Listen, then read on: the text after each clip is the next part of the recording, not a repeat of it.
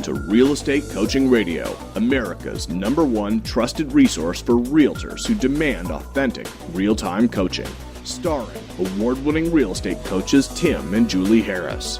Get ready for unfiltered, full-strength honesty about what is truly working to get you into action and make you money in this new real estate boom. Now to our hosts, Tim and Julie Harris.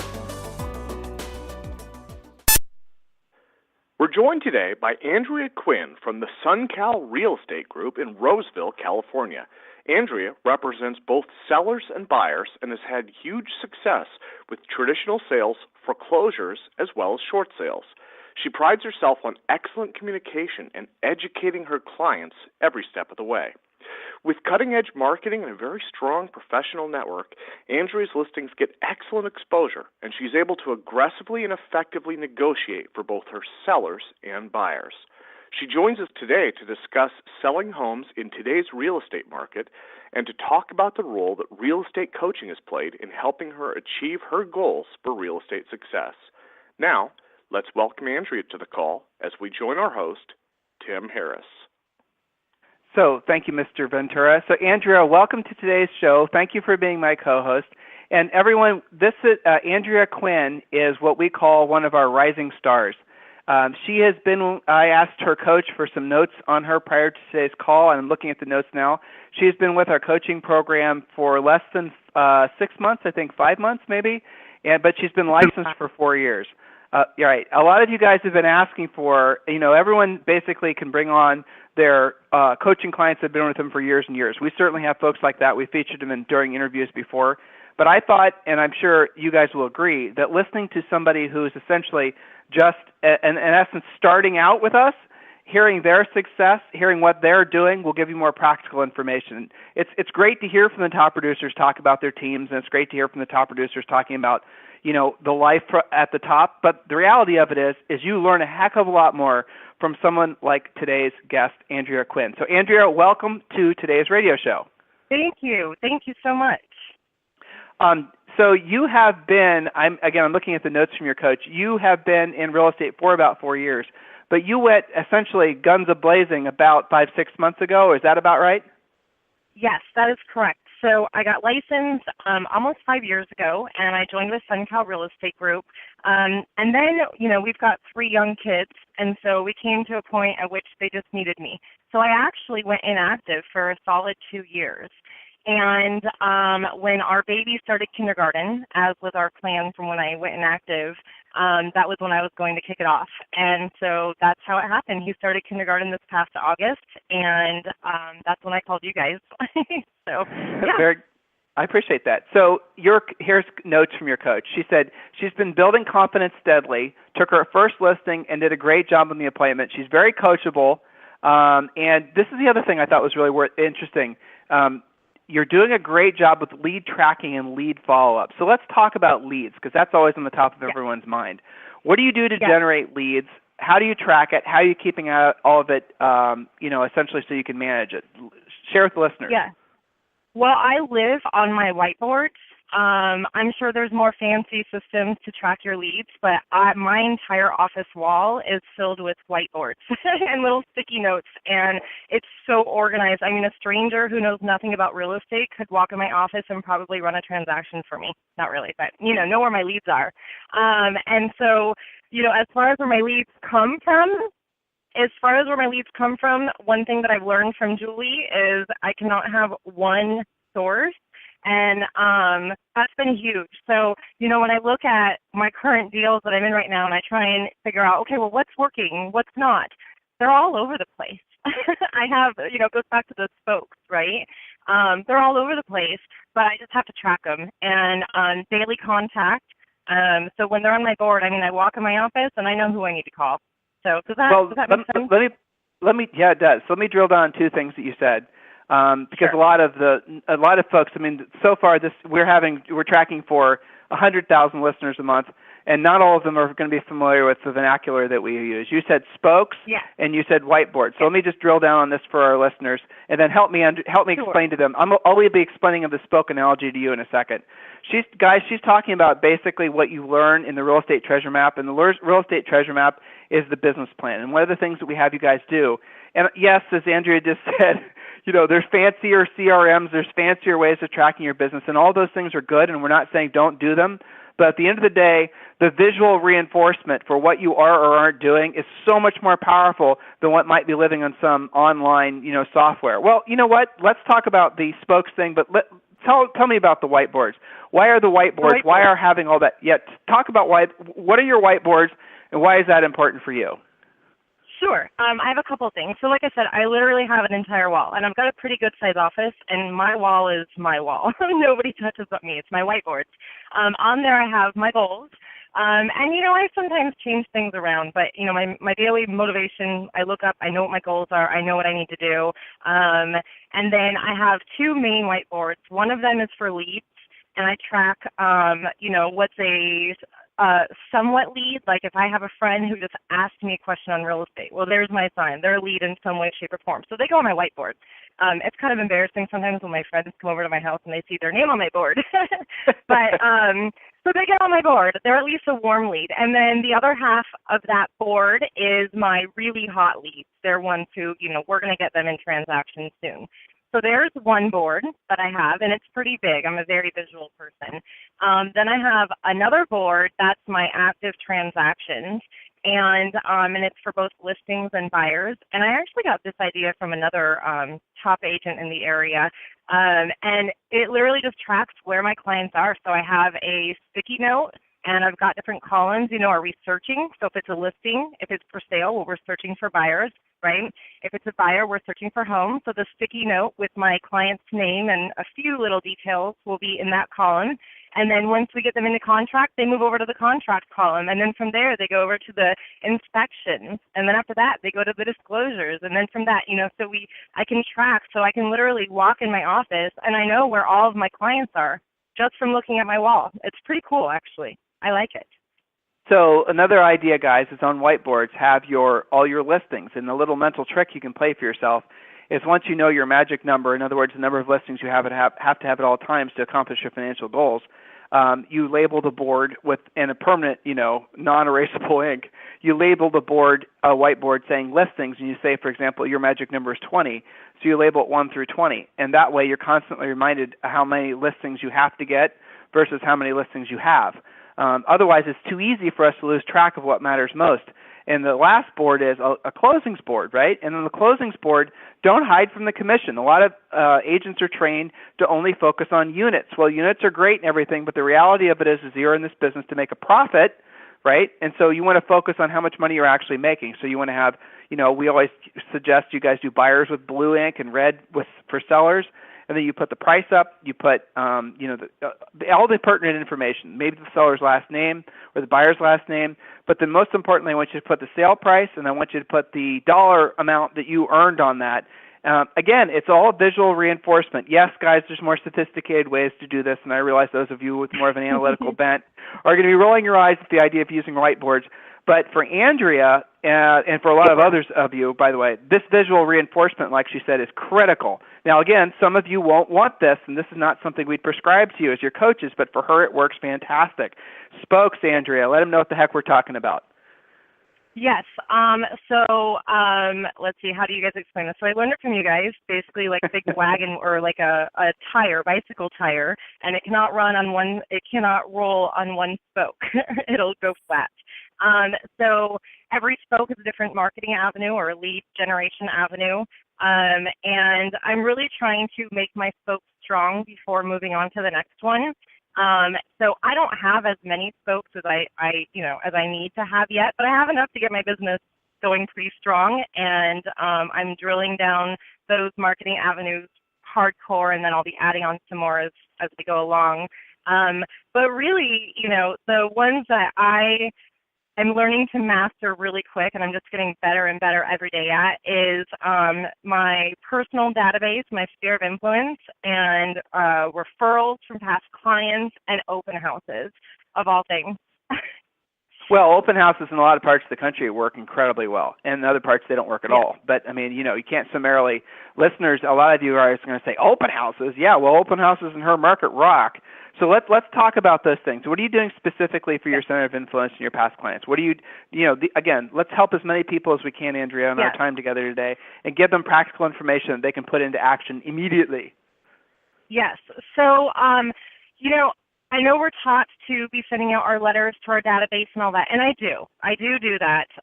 But what has really been the most effective for me, because I did that in the past, right? When I wasn't doing so well in real estate, I was already reaching out to my sphere of influence, and I wasn't getting the results I wanted. But I was more of a secret agent. So for me, the difference that I've made recently since working with Julie is quit being a secret agent is what she teaches me. So it's not just about mailing things out, but my daily conversations. I mean, I have 3 kids.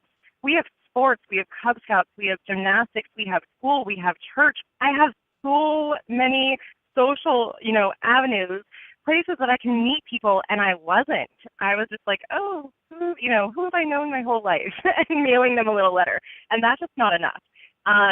Recently, my daughter, she's in competitive gymnastics, and they practiced for 3.5 hours. So I had all my marketing plans for the day, and I couldn't make the time. My kid's schedule took over my schedule for the day, right? And I was grumpy. I'm like, oh, well, that's 3.5 hours. I have to go sit in the gym, and, I'm excited for her, but what about my marketing today? I'm not getting it done. And I sat next to this stranger at her gymnastics gym, and just small talk conversation. And she ends up, going, I feel like we could be really good friends. And it turned out that, guess what? She needed to buy a home too, like ASAP. And so, that's just a perfect example of going beyond the mailing out to your database, but just who do you run into daily? Who can you talk to about real estate? And so in that moment, I realized that I hit the jackpot when I had kids.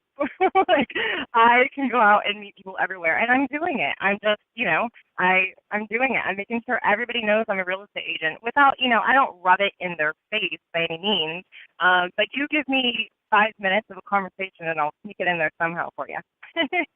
Well, so you said something really interesting. So secret agents, right, guys? Just like it sounds. Yep. You're an agent, but you don't want anyone to know. How did you go from the mindset of being a secret agent to how you are now, where you're wanting the world to know that you're, wanting to be of service to them, and you're wanting to help folks buy or sell a home? What was that mental mindset transition? Because, Andrea, that is that's a huge issue for literally hundreds of thousands of agents. How did you overcome that?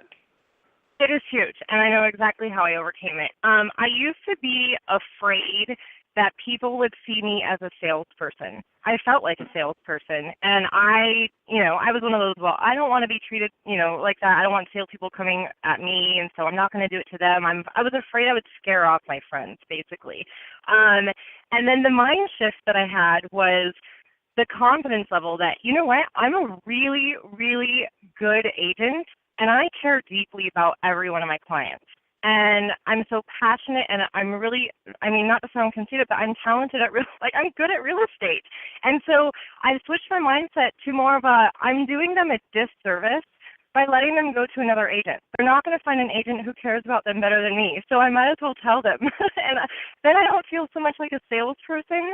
I'm really being their friend by telling them, hey, you need to hire me as your real estate agent. Does that make sense? Well, yeah, absolutely. It's the mindset of service, Andrea. It's what we preach, basically. When you guys are coming from a mindset of, what can I do for you? It's funny too. Another one of the reasons, and you said this, and you said it quite well, that agents keep themselves as secret agents is because their fear of rejection. It's all these ego reasons, right? What are they going to think of me? What are they going to say to me? What are they going to? But the way Andrea vanquished those thoughts from her mind, guys, listen to what she said, is she stopped focusing on what are they going to think of me? They're going to think I'm a, used car salesman. I'm friends with them, and here I am trying to, get business from them. How's that? All these different thoughts and conversations we have with ourselves, which are all ego-based. And she said, screw that. I'm going to focus on the fact that I know that I care about these people. They know I care about them. I know I'm a great practitioner. I can deliver fantastic service for these guys. And I'm actually hurting them by not offering to be of service to them. That's huge. Correct. It is. It is. And it has changed everything. So now I don't even feel uncomfortable bringing up the topic of real estate to them. I'm like, I can't wait. I cannot wait to talk to people about my job. So it's been huge. It's been huge. So how do you do it? Let's take baby steps here, because again, this is if nothing else from today's radio show, this topic is incredible. So how do you do it? Yes. How did you go from basically being a secret agent to actually starting to, ask for business? Well, oh gosh, that's a tough one. I don't even know. Let's see. Well, when people will just ask me, it's general, hey, how's life? How's work? They know I'm licensed, right? And I used to just kind of shoot down like, oh, it's good, thank you. And that was it. And now I'm trying to think of more specific examples to give you, but that's what I do. I'll give them specific answers like, hey, it's going really well. I have this awesome listing in Lincoln right now. And I just try and give them examples, I don't know. It kind of comes natural at this point. Once I had that mental shift, I really don't have to think too hard about it. So I'm sorry if I'm not giving you the answer you want, but that is the answer. That is the answer. It is. When you change your mentality, I no longer have to have a script for them. It just comes naturally because I'm thinking right. It comes intuitively, right? That's really what you're describing. Yes. And intuition doesn't have thoughts laced to it. So because you're having right. the mindset of service, and because you're coming from a place of, giving and wanting to sincerely be of service to people, you're not having to, you're not having to force yourself into scripts because they can feel your sincerity. And guys, I know not all of you can really relate to what Andrea and I are talking about. So here's a little suggestion for you. Fake it at first, okay? So fake the wanting to be of service. Fake it till you right? Make it. Yeah. Well, yeah, and what will happen is you'll start immediately feeling people reacting to you differently. And the other thing is if you right now were to say to yourself, like let's say, for example, all the listeners right now, Andrea, and we're closing in on 100,000 per month. So all the listeners, if we had to right now, everyone's going to have to pick up the phone and call it for sale by owner. Notice how the thought immediately goes to, oh my God, FSBOs eat their young, FSBOs are going to reject me, FSBOs are greedy, FSBOs hate realtors, FSBOs fill in the blank. Now, not all of you have that mindset, but most of you do. But now have the thought, I am going to call that unrepresented seller, by the way, don't call them FSBOs. I'm going to call that unrepresented seller with a mindset of service. In other words, I'm going to help them solve their problem. You guys notice how instantly Andrea, when you say that to yourself, how do you feel inside when that's your focus? I'm excited. I'm excited to approach people. I'm just excited. If they're in that position where they're trying to sell their home without a professional, then they're struggling, right, with something. They need help. They might not know it, but they need help, right? That's right. That's right. So you obviously have killer energy and enthusiasm. You obviously have a lot of passion for what you're doing, or at least you have passion for helping people. Right. That is very clear. I'm sure it's clear to all the listeners as well. So how do you stay so motivated? I don't know. Something inside of me just clicked, and I just don't stop. One way that I stay motivated, I actually just realized this the other day. This was another huge growth moment for me. In real estate, not every day is a great day, right? Like right now, I'm happy, and honestly, my deals are going great right now, but not every day is like that, But I've learned that when things are going well, what I used to do is, woohoo, I'd go off and celebrate and then take a little break. But when things go well, my blood gets pumping, I get that adrenaline rush, and I have to keep it going, right? So if I get a really cold call and I'm able to convert it and I get all excited, instead of putting my phone down and going off to, well, now I'm done for the day, and go celebrate, I need to, while my blood is pumping, while my adrenaline rush is still there, I need to go off and find more business because that's when I'm pumped up, right? Does that make sense? Yeah, it does. So how do you motivate yourself when you're not feeling like that? When you're not feeling, because, real estate is mostly, it's kind of funny. How often does someone actually say thank you in real estate? It just doesn't happen that often. Most people after a real estate transaction, they're exhausted, and some of them are really, So how do you keep yourself motivated when you're not having the momentum going in your favor? There's always something going in your favor. Always. There's always something to look at positive. And that's part of my just personality trait too. It's not just in real estate. There's always something positive. And so if that's where I need to focus on to get myself back pumped up, then that's what I'll do, right? Set aside the negative for a minute. We'll deal with it when we can calm down and come back to it. But right now, we've got to focus on what's good and keep it going. So honestly, gratitude. I just don't stop. And I do get a lot of thank yous. You're describing gratitude, right? I mean, that's what you're doing. You put yourself in a state of gratitude. Yes, you could say that. But I do get thank yous. The other day I was feeling a little stretched thin, as most agents do now and then. It just seems like every client needed everything that one particular day. And when I felt like I wasn't doing the job that I really wanted to do for everybody, I felt like I just couldn't give them my all. It was interesting. In that moment, one of my sellers over the phone told me, Andrea, I know I'm not your only client, but you sure make me feel like it. And so when I heard that, I ran off and started helping my other clients. I'm like, there you go, find a positive and run with it. I'm going to make everyone tell me that. I'm going to make everyone feel that way, So I don't know. I just don't stop. I can't stop. I work, every single day nonstop. At the dinner table, my husband has to call me over there, and thank God he's so supportive, but he will literally be like, babe, can you put it down for an hour so we can eat dinner? And then after he falls asleep, I'm opening up my laptop in bed. I like it, and it's fun to me. I actually enjoy it. So what are the biggest to do something that you're passionate about is what I was going to say. Well, Andrea, what are the biggest misperceptions? I mean, you've gone from I would say, you said a secret agent. You were just average, I would say. I mean, don't take that the wrong way. But now you're obviously you're working on becoming extraordinary in terms of your production and your mindset and all that. So I'm curious, what are the biggest misperceptions that people have about folks like you? I'm kind of like you said, still up and coming. And so I actually get a kick out of it when people underestimate me. I love it. That makes my day when I can prove someone wrong. So I think maybe that would be a misconception about me, or people like me that, they don't have 20 years of experience. You know what? I don't have all the answers. But I just directly tell my clients, if they ask me something that I don't know, I have no problem telling them, I don't know, let me find out, and I'll call you in an hour, And so, but I don't know, it's not going to bring me down, and so I love when people underestimate me. I love it.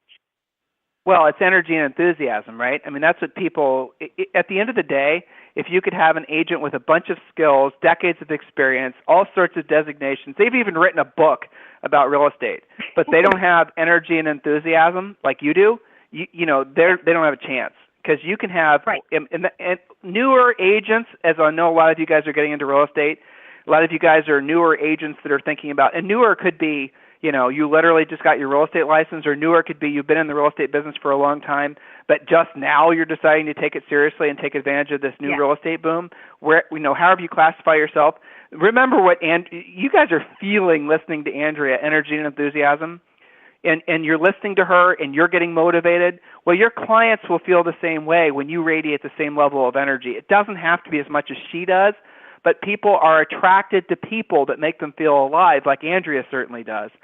So, Andrea, I'm curious, looking back now, what would be some things two things you would have done differently? Say, looking back at your career, what would you have done differently? Yeah.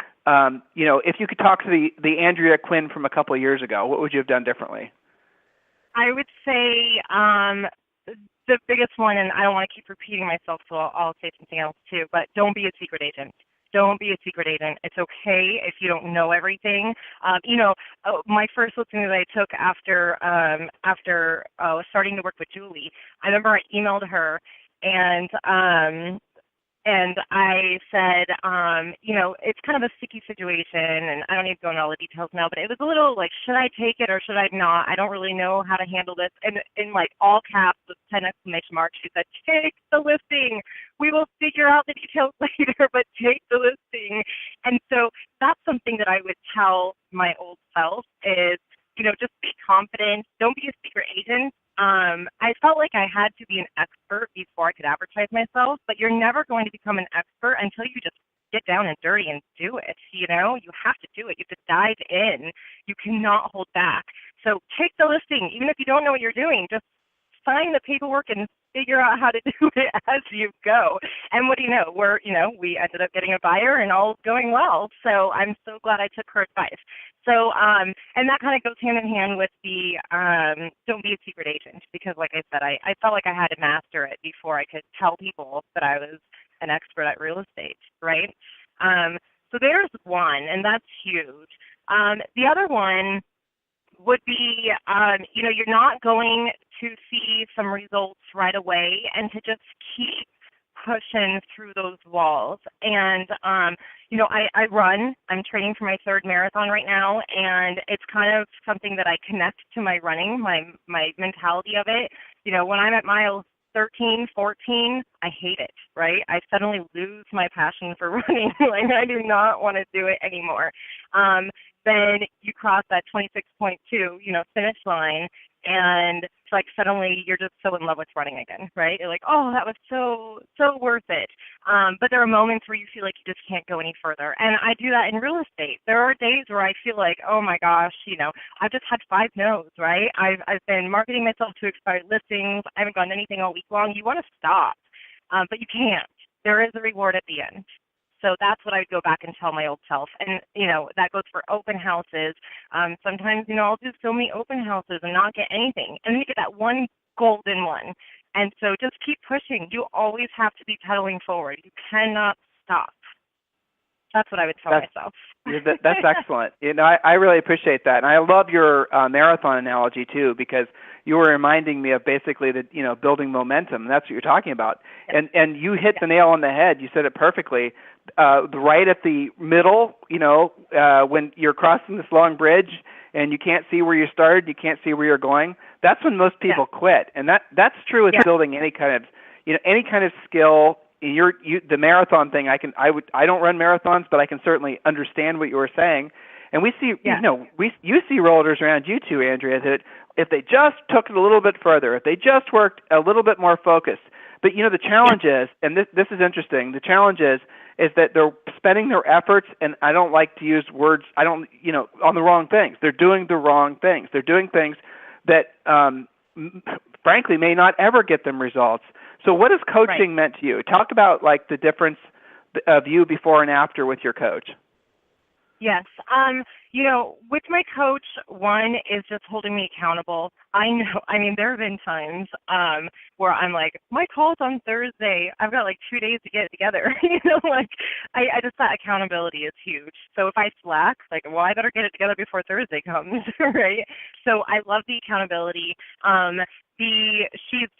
Julie has just been huge in my mind shift that's been going on, and just focusing me.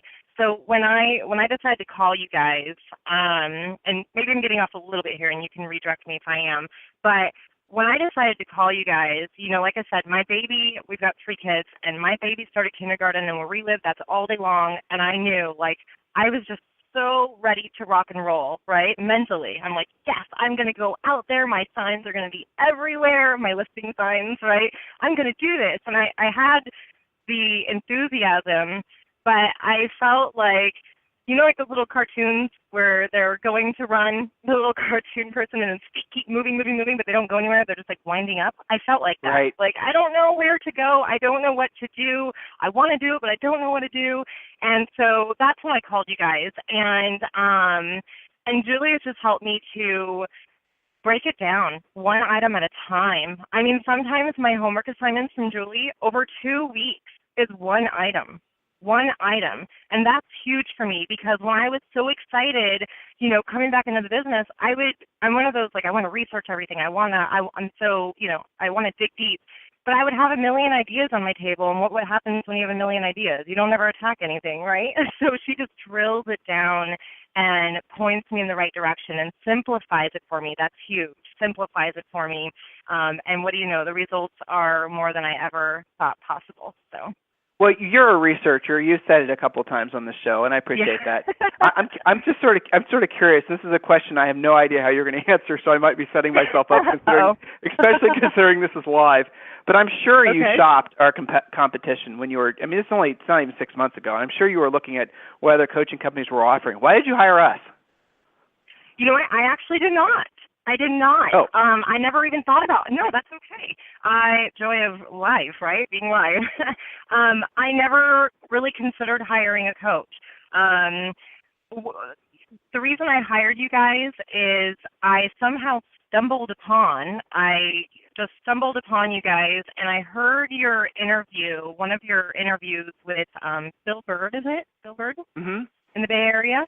Yes. Yep, Bill. And I related to his story. I just got drawn into it, and not that his story and mine are the same by any means, but I loved how he went from zero to top producer in, what was it, like 1 or 2 years? And that's when I thought, because I had this mentality, every top producer I knew, or at least that I knew of, had been in the business for 20 years. And so I had this mentality that I was going to have to pay my time, right? That I was going to have to wait until I'm 50 to be a top producer or something, And when I heard that story, that was just a big eye-opener for me that, no, I can turn it on and I can attack and I can be a top producer next year. And so that's why I hired you guys. I don't know if I've ever told that to Julie or not. Well, it's interesting what you just said about the everyone thinking they have to be in the industry forever before they can start making really great money and taking listings. The listings thing is the big lie, basically, where everyone is educated believing it. Oh no, you got to work with buyers. You got to work with first-time buyers for don't expect a paycheck for 6 months. You got to go through all these fiery burning hoops. It's just so not true. I mean, the reality of it is you can be a listing agent. We've had plenty of coaching clients that have hired us specifically to learn how to be listing agents that have virtually no prior real estate experience. You can be a listing agent immediately. You can go right for the expensive stuff in your market immediately. You don't have to wait for someone to, Andrea, okay, you've now been in the business long enough that you can now decide to be, it doesn't work. That's the cool thing about real estate. There really are no barriers to entry except for the ones we put in front of ourselves. So, Andrea, what are your goals? What are you looking forward to? Where are you going to, we're having let's say you and I are talking a year from now, and I'm asking you about your 2015. What are you going to look back upon having been most proud of? I'm closing 40 deals this year. No ifs, ands, or buts, or at least 40 deals. I actually did the math to do way more than that, but I had to bring myself down a little bit. I don't know. You're going to hate that I just said that. But yeah, so that's what I'm doing. I'm closing no less than 40 deals. I'm really just focused on listings more than buyers. I gladly represent buyers. I love them. Some of my favorite clients right now ever are buyers. But I do want to focus more on listings. And yeah, I pretty much want to have my name all over the town. 40 Andrea, 40 listings or 40 transactions is not, I wouldn't criticize you for that. I mean, come on now, that's great. And what's extra incredible is your average sale price in your market is, 40 listings will equate to how much in revenue for you? About $350,000 in gross commissions. Maybe a little bit less. It depends on which area I do mostly in. But where my office is and where I live, I can expect about $350,000 in gross commissions based on 40 transactions. So that's not so bad, right? Yeah, that's not so bad, right? That pays for a few trips to Disney World, and you can spoil your children and have a great life. I mean, yeah, and Andrea, so is there anything I should have asked you? Anything you'd like to say to the tens of thousands of agents listening right now? Anything you'd like to pass along that if you put yourself in the mindset of if you were speaking to the you of the past again, you that was maybe 12 months ago or 12 months in the past, and you're trying to help that person, what would you say to her? What should she be doing right now? Yes. I think the first thing that comes to my mind is we all know it's great to have long-term, big goals long-term, but you're not going to get there until you focus on today. And every day matters. And every day, back to the whiteboards, I look at my whiteboards and I ask myself, how can I move one of these pieces forward along the timeline? Every day matters. And so, I think the biggest thing would just be, yes, have your big long-term goals in mind, but you got to start somewhere, man. You have to start somewhere. So focus on what you can do today and this week, and then start growing from there. But like I said, back to when Julie helped me, simplify it, and you'll be amazed at the results. It's what we call staying in your 3-foot world. Just focus. It's it's basically the same as being present, but the gist of it is if you stay in your 3-foot world, and that's literally, if you look around the things that are around you right now that are within 3 feet of your grasp, it's a phone typically, it's going to be, whatever's around you, those are the things that you can have an effect on. So during the course of the day, ideally the morning, when you're focusing on lead generation, lead follow-up, setting appointments, all the types of things that actually get you paid, do your best to stay in your 3-foot world. Now, if you can carry that to the rest of your life, when you're with your kids, be with your kids. When you're with your family, be with your family. When you're with a seller, be with the seller. Stay in your 3-foot world, and it does simplify things. It does keep things more pure. It's the overwhelm of too much information, of thinking that we have to get it all done yesterday, that burns us out. So at the end of the day, guys, this business is a blessing. And Andrea Quyn, you're a blessing, because whether you know it or not, you literally are inspiring. Just like Bill motivated you, and you know you felt that little epiphany when you were listening to him tell his story. And Bill, by the way, is doing incredibly well this year. You guys should connect. But you know you are that for potentially thousands of other agents. So if agents wanted to get a hold of you, and I caution you, it's optional if you want to give your contact information. And remember how many people are going to listen to this. You could get a flood of emails and calls. So if you don't want to give it, that's fine. That's a good problem to have. Okay, well, then how can they get hold of you? Yes. So again, my name is Andrea Quyn. It's Quyn. I'm with SunCal Real Estate Group in Roseville, California. I work in the Sacramento, Placer, and El Dorado counties. My phone number, you can call me direct to all you want. It is 916-893-6574, or you can always email me at Andrea@QuynRealEstate.com. And again, it's Quyn, a little tricky. And you handle referrals. I mean, give them a kind of, so they can visualize it in their heads, like a map of California. You said Sacramento, but you can effectively work in a rather large swath of California. So give them an idea of how big that is, because there are agents who've done these interviews before. Well, Bill's an example. Bill took a little subdivision, or a builder listed 7 or 8 houses with him after the builder listened to his interview from having done it with us. So, maybe those things will come your way as well. So what's the area that you most effectively service? So the Placer and Sacramento, it's not really that big of a city. so all of Sacramento, all of the surrounding cities right there, where we're at in Roseville, it's only maybe 15 minutes, maybe 20 minutes outside of the heart of Sacramento. And it's basically as if you were driving towards Lake Tahoe. So if anyone's, in this area, they would know what I'm talking about when I say Placer, Sacramento, and El Dorado counties. And if you're unsure, just go ahead and give me a call, and I will direct you to who you need to be directed to if I'm not the one. But I would love to take your call. Wonderful. So Andrea Quyn, thank you for very, very, very much for being our superstar today, for being my co-host today. We really appreciate you, and thanks, and I mean this with all sincerity, thank you for the honor of choosing us to be your coach. Yes, thank you very much. It was my pleasure. And Andrea, thank you very much. And all the listeners, please do as we always ask you guys to do at the end of every radio show. Share this with us, and I know you guys do a great job with this, so please continue to do so. Share this radio show with as many of your friends as possible. Social networking, emailing, doesn't matter. Please do help us get the word out about the fact that this is undoubtedly the best real estate market of all of our careers. So do the most you can to make the most of it, so that you can set yourself up and your family up for the rest of your lives. So if there's anything we can ever be doing for you, obviously go to timandjulieharris.com, and the and is spelled out. Or you can just go to free coaching calls, calls, CALLS, for agents.com, and we'll see what coaching program is right for you. Or you can just have a free coaching call. We'll get you back on track. Andrea Quyn, thank you for being on our radio show today. And listeners, we'll talk with you on the radio tomorrow. Thank you so much. This program has been a presentation by Tim and Julie Harris, Real Estate Coaching. For more information on our real estate coaching and training programs, visit our website at timandjulieharris.com. Remember to tune in weekdays at noon for upcoming shows. And until next time, thank you for listening to Real Estate Coaching Radio with Tim and Julie Harris.